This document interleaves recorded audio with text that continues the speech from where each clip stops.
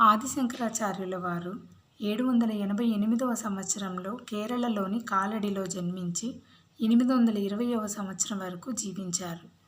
32 సంవత్సరాలు మాత్రమే జీవించిన ఆ మహాగురువు వేల సంవత్సరాలకు సరిపడా జ్ఞాన సంపదను అందించారు. హిందుత్వాన్ని కాపాడిన మహానుభావులు. బౌద్ధ, జైన మతాలను ఆశ్రయించాలనుకున్న ఎందరో ఆచార్యుల వారి కృషితో విరమించుకున్నారు. హిందుత్వాన్ని కాపాడడమే కాక భక్తి వైపు జనులను మళ్లించారు ఆయన. అద్వైత జ్ఞానంతో భగవంతుడు ఒక్కడే అని బోధించి శైవుల, విష్ణువులను ఏకం చేశారు. ఆదిశంకరాచార్యుల వారి ప్రస్తావన ఎందుకంటే ఇక నుంచి కనకదార స్తోత్రం అర్థం చెప్పుకోబోతున్నాం కనుక. ఆయన స్వయంగా లక్ష్మీదేవిని కటాక్షం చేసుకున్న గొప్ప స్తోత్రం కనకదార స్తోత్రం. బాల సన్యాసి అయిన ఆయనకు ధనంతో పనేమి అనుకోవచ్చు. ఒకసారి ఆయన భిక్షకు ఒక ఇంటికి వెళ్ళినప్పుడు ఆ నిరుపేద ఇల్లాలు ఇల్లంతా వెతికి ఒక ఉసిరికాయను భిక్షకు సమర్పిస్తుంది.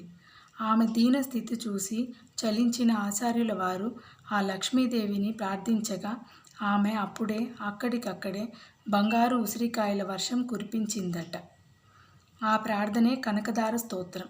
అంత గొప్ప స్తోత్రానికి అర్థం తెలుసుకోవడం కూడా మన అదృష్టమే.